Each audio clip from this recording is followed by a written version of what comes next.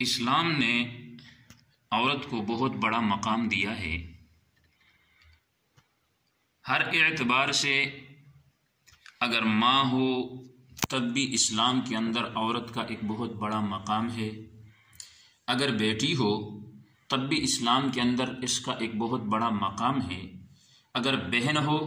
تب بھی اسلام کے اندر اس کا ایک بہت بڑا مقام ہے، اگر بیوی ہو تب بھی اسلام کے اندر اس کا بہت بڑا مقام ہے۔ اسلام سے قبل کے معاشرے کو اگر دیکھا جائے اور دور حاضر کے اندر اگر مغربی تہذیب کو دیکھا جائے اور دوسری طرف اسلام کو دیکھا جائے تو جتنا تحفظ عورت کو اسلام نے دیا ہے، جتنا مقام اور مرتبہ عورت کو اسلام نے دیا ہے، اتنا کسی اور مسلک اور مذہب نے یا کسی اور تہذیب اور تمدن نے عورت کو وہ مقام اور مرتبہ نہیں دیا۔ اگر ایک اعتبار سے دیکھا جائے تو جناب محمد الرسول اللہ صلی اللہ علیہ وسلم سے قبل عرب کا جو معاشرہ تھا، اس معاشرے کے اندر عورت کو زندہ درگور کیا جاتا تھا۔ کسی کے گھر میں اگر بچی پیدا ہوتی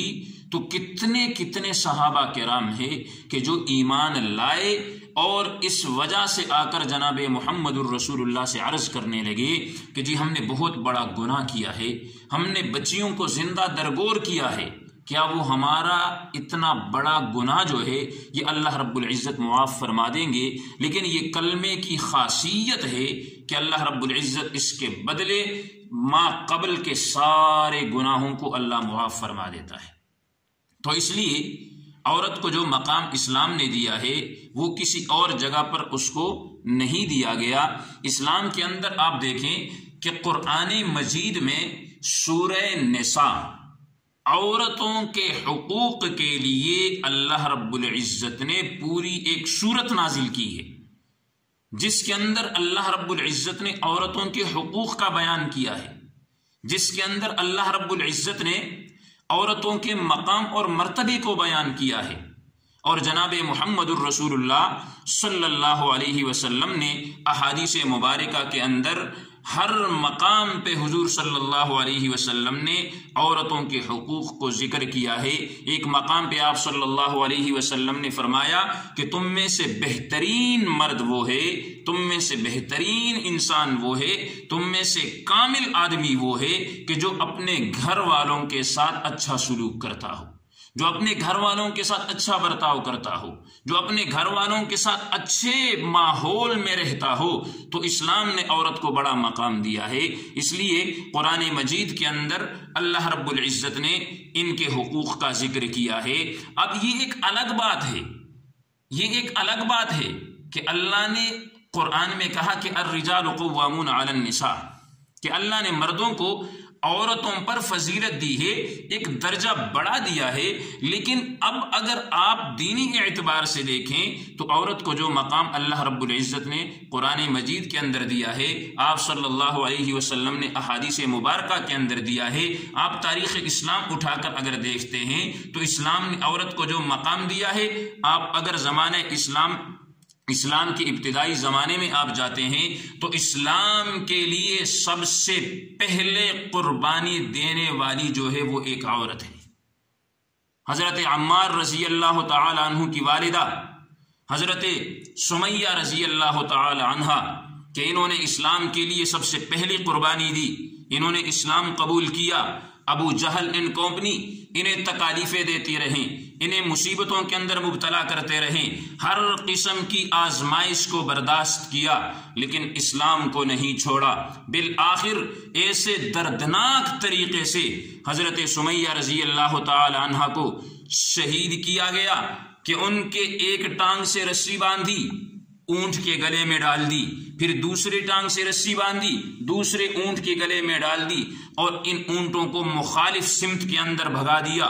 دوڑا دیا، ایک چیز کی وجہ سے کہ اس سے ڈر کر وہ اسلام کو چھوڑ دے گی۔ لیکن سمیہ نے اسلام کو اپنے دل کے اندر ایسے بچایا، ایسے رسایا، ایسا مقام اور مرتبہ دیا کہ انہوں نے جان دینا تو برداشت کی، لیکن اسلام سے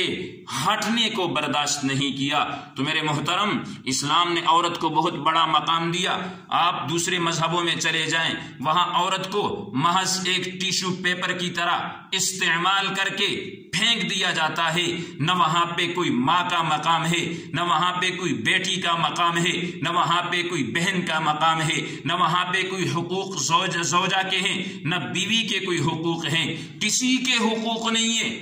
لیکن اگر آپ اسلام میں آتے ہیں، اسلام میں آ کر آپ عورت کے مقام کو دیکھتے ہیں، تو جناب محمد الرسول اللہ صلی اللہ علیہ وسلم نے فرمایا کہ الجنت تحت اقدام الامہات، یہی عورت اگر تیری ماں بنتی ہے تو اللہ رب العزت نے جنت کو اس ماں کے قدموں کے نیچے رکھ دیا ہے۔ اگر یہی عورت تیری بہن بنتی ہے تو اس بہن کا جو مقام اللہ نے دیا ہے کہ یہی تیرے غیرت کا ذریعہ ہوگی۔ اگر عورت تیری بیٹی کی شکل میں آتی ہے تو اسلام نے اس کو بھی بہت بڑا مقام دیا ہے۔ پیارے پیغمبر جناب محمد الرسول اللہ صلی اللہ علیہ وسلم نے فرمایا کہ ایک شخص کی اگر 2 بیٹیاں ہو،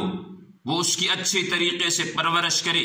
ان کی تربیت کرے، جب ان کے نکاح کا وقت آئے تو وہ اچھے طریقے سے اس کے مطابق کوئی خاوند اس کے لیے تلاش کرے، اس کا نکاح کر دے، اس کی رخصتی کر دے، تو جب یہ لڑکی اس کے گھر سے نکل کر اپنے گھر میں منتقل ہو جاتی ہے تو جناب محمد الرسول اللہ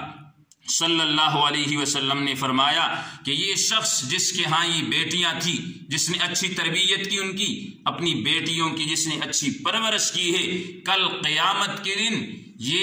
میں اور یہ شخص جنت کے اندر یوں ہوں گے۔ آپ صلی اللہ علیہ وسلم نے انگلیوں کا اشارہ کر کے بتلا دیا کہ بیٹیوں کی اچھی تربیت کرنے والا، بیٹیوں کی پیدائش پر خوش ہونے والا، بیٹیوں کی پیدائش پر اپنے سارے کے سارے معاملات بیٹوں سے زیادہ ان کو ترجیح دینے والا، ان کی اچھی تربیت کر کے ان کی شادی کرنے والا شخص کل قیامت کے دن جنت کے اندر میرے ساتھ یوں ہوگا۔ تو میرے بھائی، یہ اسلام ہے جس نے عورت کو یہ مقام دیا ہے۔ آپ زمانہ اسلام سے قبل چلے جائیں، زمانہ جاہلیت میں دیکھیں، عورت کو میراث سے محروم کیا جاتا تھا، لیکن اسلام نے آ کر عورت کو میراث کے اندر حصہ دیا ہے۔ زمانے جاہلیت کے اندر عورت کو زندہ درگور کیا جاتا تھا، لیکن اسلام نے آ کر عورت کو بڑا مقام دیا ہے، ماں کی شکل میں، بیٹی کی شکل میں، بہن کی شکل میں، اسی طرح زوجہ کی شکل میں۔ زمانہ جاہلیت کے اندر اگر عورت کسی کے ساتھ راضی نہ ہوتی، نکاح کے باوجود وہ اس پر ظلم کرتا، لیکن کوئی طریقہ نہیں ہوتا، لیکن اسلام نے آ کر یہ ایک طریقہ خلو کا متعارف کروا دیا کہ ایک عورت اگر نکاح کے باوجود اس خاوند کے ساتھ رہنا نہیں چاہتی تو وہ اس سے خلو کے ذریعے جدائی حاصل کر سکتی ہے۔ زمانے جاہلیت کے اندر اگر کسی عورت کا شوہر مر جاتا تو عدت گزارنے کے لیے اسے ایک تنہائی کوٹھی کے اندر بند کر دیا جاتا، اسے کھانا وہیں پہ دیا جاتا، وہ وہیں پہ کھاتی، وہیں پہ پیشاب کرتی، جب تک اس کی عدت مکمل نہیں ہوتی تھی اسے وہاں سے نہیں نکالا جاتا تھا۔ لیکن اسلام نے آ کر اس عورت کو ایک مہذب طریقہ دیا، اس عورت کو ایک احسن طریقہ دیا کہ اگر خاوند مر گیا تو وہ اللہ کی رضا ہے، لیکن جو زندہ عورت ہے وہ اپنی مرضی کے مطابق اچھے طریقے سے صاف گھر کے اندر، صاف ماحول کے اندر رہ کر اپنی عدت پوری کر سکتی ہے۔ تو میرے بھائی، آئیے میں اپنی ان بہنوں سے گزارش کروں گا، ان سے یہ عرض کروں گا کہ مت جائیے مغرب کی تہذیب کی طرف، اس لیے کہ جو بھی مغرب کی طرف جاتا ہے وہ ڈوب جاتا ہے، سورج مغرب کی طرف جاتا ہے تو سورج ڈوب جاتا ہے۔ آج کے حالات کے اندر اگر ہماری مائیں بہنیں اور بیٹیاں مغربی تہذیب کو اپنائے گی تو جو ہی زمانے جاہلیت والے معاملات تھے وہ انہی کے ساتھ ہوں گے۔ اگر ہم نے سمجھنا ہے اپنے آپ کو بنانا ہے تو ہمیں مغربی تہذیب کو چھوڑ کر اسلامی تہذیب کو، اسلامی تمدن کو، اسلامی ثقافت کو اپنانا ہوگا۔ جب ہم اسلامی تمدن، ثقافت اور تہذیب کو اپنائیں گے تو پھر وہی جو جناب محمد الرسول اللہ